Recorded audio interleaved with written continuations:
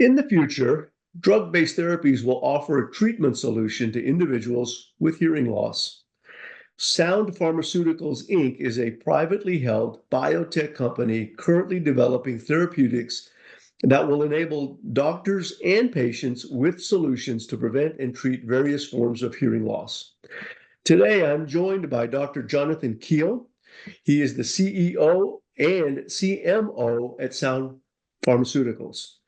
Welcome to the show. Thank you so much for your time. And if we could start out, Jonathan, by talking about your background and your company, please. Yes, well, thank you for that introduction. So when I co-founded Sound Pharmaceuticals as an MD PhD that trained in auditory neuroscience and otolaryngology, I was somewhat frustrated by the lack of options we could offer patients. So the goal has been, since the beginning, now 22 years ago, to develop the first drug that could treat sensorineural hearing loss and potentially tinnitus. Tinnitus is often a comorbidity with hearing loss. And probably about 50% of patients who complain about their hearing loss also complain about tinnitus. So as a student, I was critically aware of one of the major themes of the origins of sensorineural hearing loss, and that was a loss of auditory hair cells. So I had studied ways of trying to regenerate them, and that's still a work in progress. Then, because I wanted to enter clinic faster, I thought of a non-regenerative approach, a small molecule that we thought could be very helpful in acute acquired forms of sensorineural hearing loss and tinnitus. And for this reason, we first focused on acute noise. So in this case, you know when the injury's coming. Right. And in laboratory experiments with animals, we do noise-induced hearing loss experiments. And oftentimes we give the animal an otoprotective drug before, during, and after the noise, and then follow the animal for potentially months. And the idea there is to prevent a noise-induced hearing loss, maybe treat it. And we were very successful in our small molecule approach. It's a novel chemistry, a new chemical entity, a drug that's never been approved before. And we have now launched that through 13 different studies. We've completed 9, we're wrapping up 4. We now have our 6th investigational new drug application. An IND, as it's called, is required for a drug that's never been approved or an approved drug going into a different indication. Okay. And 5 of 6 of our indications focus on different forms of hearing loss and tinnitus. Our most advanced clinical trial is a pivotal phase 3 in Meniere's disease, which involves hearing loss, tinnitus, vertigo, or dizziness. And that disease is not necessarily considered acute.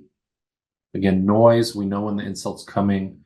One of our other INDs involves aminoglycoside ototoxicity. We're working with the Cystic Fibrosis Foundation on that. And there we know when the patient's going to get the IV aminoglycoside. And we have positive phase 2 results there, as we do in acute noise. But our most robust program has been in Meniere's disease. So we've already completed 2 studies. We're completing a 3rd. And what we've been able to do there is improve their hearing and their speech discrimination, as well as their tinnitus from baseline. So these patients are presenting with an acute exacerbation. They're active. The problem with Meniere's disease is not only is it 4 different components, but it's often episodic.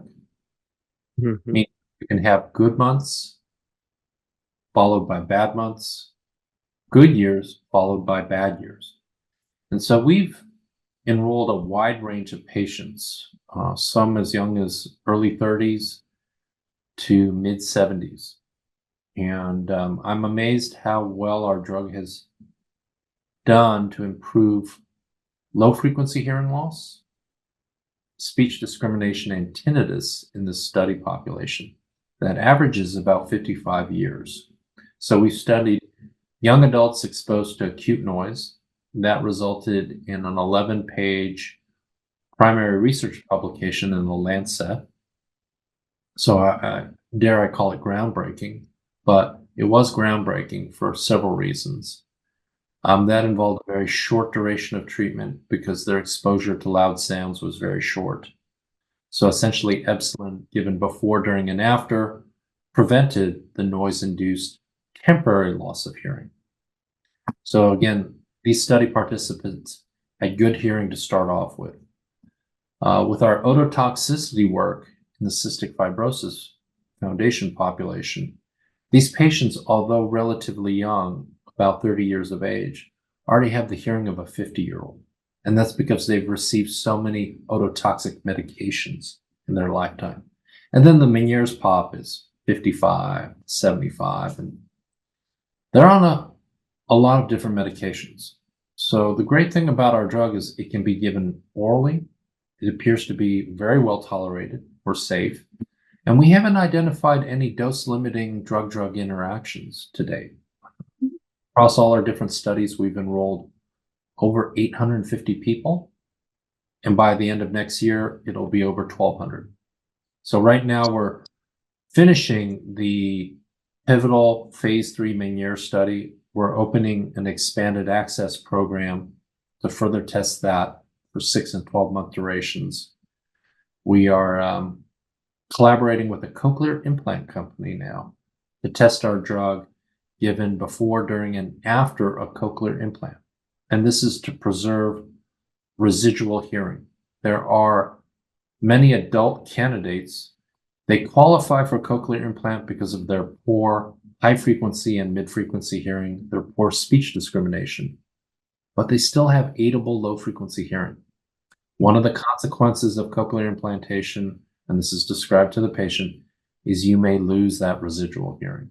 And now you may no longer be able to use your hearing aids. In addition, if that happens, you can't use the hybrid system, which involves electroacoustic stimulation.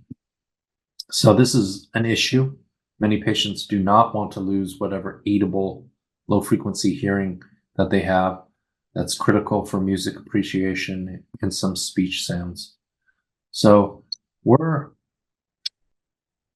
in a very interesting way going from acute to chronic disease, subdividing phase 2 study populations, developing protocols that we think can really home in on not only an outcome, but an endpoint that the FDA will recognize as being clinically relevant.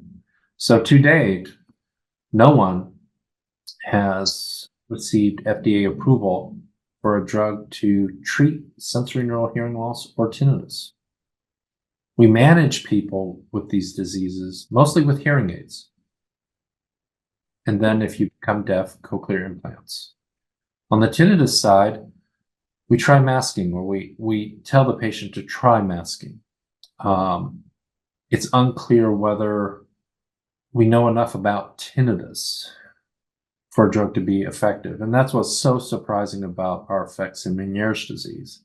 Here's a patient with a chronic disease, oftentimes in the aged period, and most people would think that a drug to treat tinnitus in Meniere's would have to focus on the brain. Many people believe after 5 to 10 years of tinnitus, there's been these plastic changes in the brain, this maladaptive neuroplasticity. So you hear sounds in the absence of sounds. I believe it's probably mixed, both peripheral and central. And our drug seems to work well there. It's actually exceeded our expectations on how well it's worked. We thought it would be very safe, and we wanted a safe oral drug. We knew there are limitations to certain classes of drugs, especially drug-drug interactions, and repeated injections across the eardrum. That will be difficult, especially as the patient ages. There have been well-documented cases where placing corticosteroids across the eardrum can impair wound healing in the eardrum and set you up potentially for an otitis media. We've actually seen some of those patients who are on other drug trials come into our trial after a washout. So as you mentioned, we're still privately held. To date, we've raised about $65 million in equity and grant funding. We've been funded by the Department of Defense for our hair cell regeneration work. We've been funded by the NIH. And these last 2 years have actually been our best 2 years, even with the pandemic. That heavily impacted the enrollment on our cystic fibrosis ototoxicity study. But after 7 years of completing a 3-part phase 1/2, the data are very supportive. They're positive. So we're advancing. And that's good to see. Aminoglycoside ototoxicity is not only a major issue in patients with cystic fibrosis, but other patients that require IV and inhaled aminoglycosides. So patients with bronchiectasis, they're at incredible risk for recurrent bacterial infections. There are patients out there with a atypical type of tuberculosis called non-tuberculous mycobacterium. They have a very, very hard time trying to take IV amikacin for months because these microbes are very slow growing. You can't kill them like simple bacteria with 2 weeks of treatment. They require at least 2 months of treatment. I've seen some protocols where it's 6 months of treatment. You can't take 6 months of an aminoglycoside and not have hearing loss, tinnitus, dizziness. In fact, many of the pulmonology, infectious disease doctors that we work with, when I ask them, an NTM patient comes in, they're exacerbating. Well, we start them on IV amikacin for 4 to 8 weeks, and then we transition them to inhaled. I go, why? They complain of being dizzy and having tinnitus. So, we're going to do a chronic study in that study population and start that enrollment at the end of the year. So this is, in some respects, not what I imagined for myself. I imagined myself being an academic otolaryngologist doing research. But I had trained in some of the more prominent labs involved in hair cell regeneration. And after doing that, I realized they were never going to develop a drug. It was not going to be a way to develop a drug. And quite frankly, that's probably not the role for academia. It's more discovery, maybe some early translational work. But people don't have the funding nor the commitment to do all the IND enabling work, get through a phase 2 clinical trial. So if you go from idea to hopefully a phase 2 result, that took us over 10 years. Wow. 14 years to be exact. We could have been faster, but it was difficult to get the right study population with the right controls within active duty military. We know it's a big issue, but getting that quiet period before noise, having a regimented noise exposure with or without hearing protective devices, and then the quiet period, because you need to follow them up for at least a week, potentially 1 month, to see the resolution of the temporary threshold shift or the evolution of the permanent threshold shift.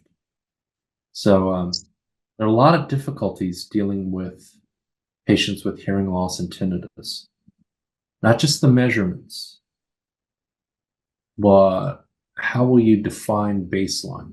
How will you define a clinically relevant endpoint? So there are a lot of things that need to align for successful drug development. And quite frankly, we have been successful where many others haven't. When we started in 2002, we were it. Then we saw companies start in 2003, 2005, 2008, 12, and so on. We've seen 10 companies come and go since then. 5 went public, and they're no longer public.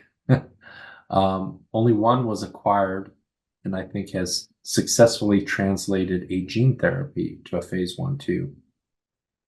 All the others failed. And 5 of those companies were private. And essentially, they either closed or repositioned themselves to go after other diseases like multiple sclerosis or seizure. So, it's been a long haul. And after 20 years, I understand why there are no drugs for hearing loss or tinnitus. It's been a very humbling journey, but it's been a very fruitful journey. We now get emails, notes conveyed to us by clinicians about patients who have been on our studies, who saw benefit, then after they went off our study, have seen a return to symptoms and want to get back on a study. So we hope at the end of next year that the FDA could review and approve the first product, our product, SPI 1005, ebselen, for the treatment of sensorineural hearing loss and tinnitus. It'll probably be in a Meniere's indication first. And then we'll have multiple other indications that we test our drug in. We now know it's safe enough to dose for 6 months. It may be safe enough to dose for 12 months. We don't know that yet. But we have confidence with 6 months of treatment. Now this potentially opens us up to all the chronic diseases or chronic indications we didn't want to go after as a young company. So age-related hearing loss, chronic noise-induced hearing loss, and maybe chronic tinnitus. So we're very excited about that. Next year will be even better than these last 2 years, I think. Well, I've been a fan from afar. I've watched your growth over time, and as we look at the industry and the marketplace, you're right. There have been folks that have entered and then exited in this space. I will share with the audience. You have a very nice website that offers a pipeline of where your products are, and we'll certainly direct individuals who are interested to that so they can see what you're studying and where you're at in terms of those testing protocols and phases and what have you. The one question that I do have for you, based on the commentary that you've shared, is, and I'm speaking perhaps on behalf of clinicians and practitioners, what do you see the role of the typical audiologist for someone? Let's use the Meniere's as an example. For someone who walks in with Meniere's into a physician's office, what's that journey going to look like with your pharmaceutical product? Yeah, that's a very good question. It's a very complex issue.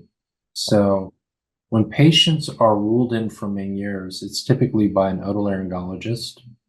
They will typically work with or have on staff an audiologist that will confirm the definite diagnosis. So the definite diagnosis requires audiometric documentation of low-frequency hearing loss.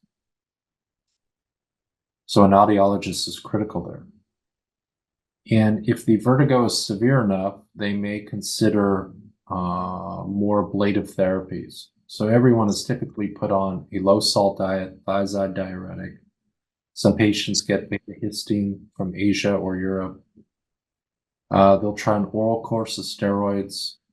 They'll try locally injected steroids. Some have even historically received intratympanic gentamicin to lesion those overactive vestibular hair cells.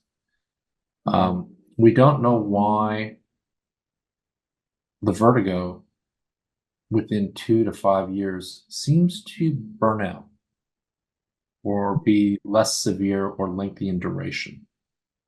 That doesn't mean you can't have recurrent episodes years later, but they tend to be less intense, shorter in duration. A small proportion will evolve to surgery, endolymphatic sac decompression with or without a shunt, even a labyrinthectomy or neurectomy. But thankfully, that's only 5% of patients. As the patients age, they complain more about hearing loss on one side. Some patients have gone deaf and received a cochlear implant. The chronic tinnitus. This is a big feature in our older patients, 65 and older. They're still active, some of them still working, and it becomes difficult for them to communicate. in a complex, noisy environment. They'll try hearing aids. So audiologists are critical for fitting hearing aids. They'll try masking, and audiologists are critical for tinnitus retraining therapy. And then the audiologist will manage their chronic conditions once they have decided, no, I'm not going to go into surgery. I've tried steroids, systemic and local.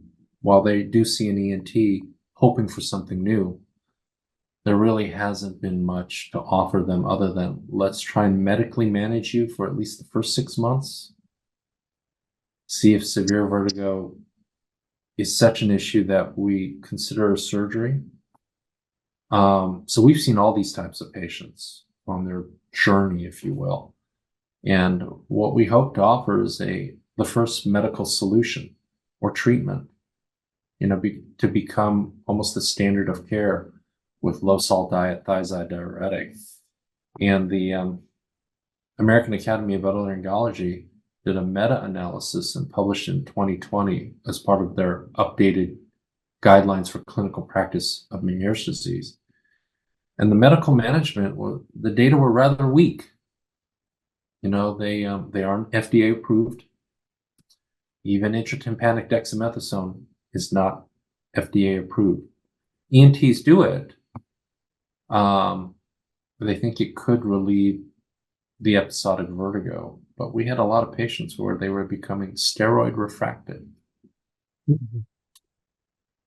We saw a lot of them, and they came on our trial and they benefited, which was surprising. I thought if our drug was going to work, it was going to work in the first year of diagnosis. I didn't think it would work in people who had a 10, 20-year history of Meniere's disease. And unfortunately, 2/3 of Meniere's disease is unilateral, and we don't know why. So 1 year is affected. But 5 to 10 years later, a proportion will develop Meniere's in the other ear. Mm-hmm. And that's really discouraging for the patient. So we get calls and emails every day. When is your drug going to be approved? When can I get on expanded access? And, we are about to open up our first expanded access program in the US at probably 4 to 6 centers that enrolled our pivotal phase 3 Meniere's trial. So the audiologists and ENTs there are skilled at prescribing it and doing all the assessments we want. So who knows, maybe one day audiologists will have prescribing power for some medications, especially if you have a doctorate in audiology. I don't know why you wouldn't be allowed to prescribe certain medications that are considered safe. A thiazide diuretic can be safe. Many patients have a prescription of meclizine, antivert, for their nausea and vomiting associated with dizziness. So, yeah, we're very hopeful. Well, and as you're talking about this progression and this expansion into understanding the hair cells and these different limitations and manifestations that patients experience, and as you pointed out, we don't have prescribing rights yet. The hope is that as we grow as a doctoring profession, that we then will also have the opportunities to participate more, particularly given workforce shortages, both on the medical side and on the allied health side. And as the population continues to trajectory in the upward direction, there's going to be more and more need. Having said that, have you guys had any discussions about potentially AI participation in this, how that might play out in some of your conversation? And this may be very, very premature, or whether or not the patient, he or herself, should be monitoring themselves using online screenings or some sort of a online mechanism. I think it's too early for AI because of the black box that is hearing loss and tinnitus. Yes.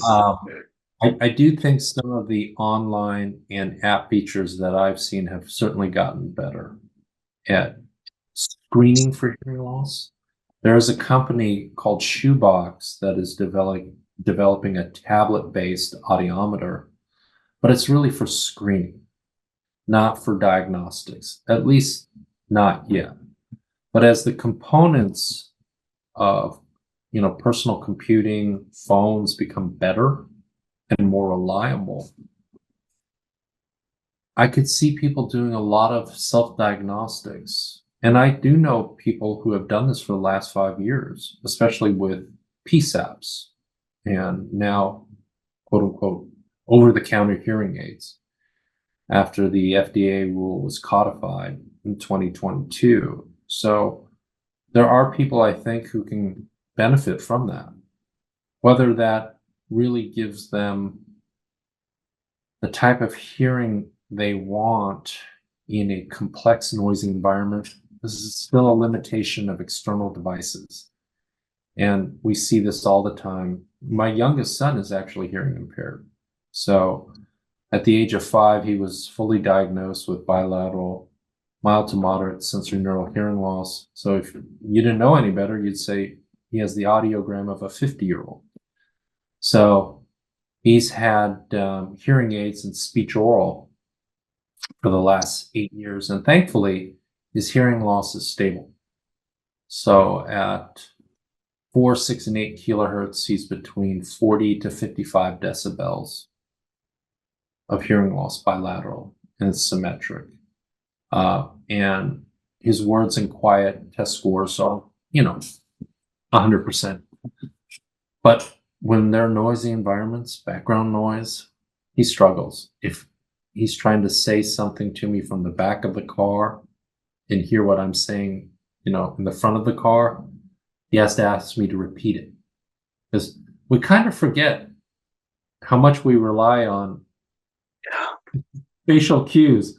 So oftentimes, as I get older and approached by a friend, typically their spouse, he needs to see you. I go, well, I'm not a practicing ENT. I'm not a practicing audiologist. I can refer you to some outstanding people in Seattle. He's in this state of denial about his hearing loss. And then as we're talking, he goes, I can hear you well. I'm getting what you're saying. I go, yeah, but if you don't see my mouth move, and he all stand back and go like, and so many people have said they finally decided to get a hearing test, 38, 39, 42. They found themselves physically compensating for their hearing loss. They put their better ear towards the speaker, physically or in person. They made sure they faced the person and read their lips. And when they catch themselves doing that, they realize, I have a hearing problem. Okay. But and you guys are experts on the market metrics of this. I think the data are still the same, right? It's 10 years from where someone saw their first audiologist to where they got fitted for a hearing aid. And that amazes me. 10 years. I thought completely in the canal hearing aids would change that, but really hasn't. At least the last data I saw. Yeah, and it's between 7 and 10 years. You're absolutely right. And that is the linchpin that audiologists and the industry has been trying to solve. The OTCs hopefully will assist in that. The OTCs are still in their infancy, and we'll see down the road, where all that takes us. But I think it's an exciting time. The products and the treatments that you all are working on, I think, are absolutely tremendous and very much needed. But basically, the areas in which you all are targeting these issues, whether it's odor protection, the chemical protection, and the regeneration areas, is essential to our future. And I'm really, really excited to when your product is FDA approved and it actually hits the market and allows individuals that opportunity to improve their quality of life so that they can spend time with family and friends. If they're employed, they can continue to be gainfully employed and do the things that they need to do. I'm very much looking forward to that. Do you have, you said next year is the timeline for that. Did I get that right? You're hoping for that next year? Yes, if this pivotal phase 3 reads out the data we hope it reads out, we'll begin the new drug application process next year. There's some additional non-clinical work we still have to do to get this drug approved for first use and then potentially chronic use. So it's still a work in progress, but we have so much positive data behind this. We built a good base. We have 6 INDs now, 5 involving hearing loss and tinnitus indications. I think we'll have 3 more next year based on these chronic indications we want to go after that are slower evolving. Age-related hearing loss doesn't usually result in a 10 to 20 decibel loss of hearing at one tested frequency. That can happen with noise, ototoxic drugs, Meniere's. So we'll have to treat people probably for at least 6 to 12 months to see an appropriate separation between placebo and active that's clinically relevant and statistically significant.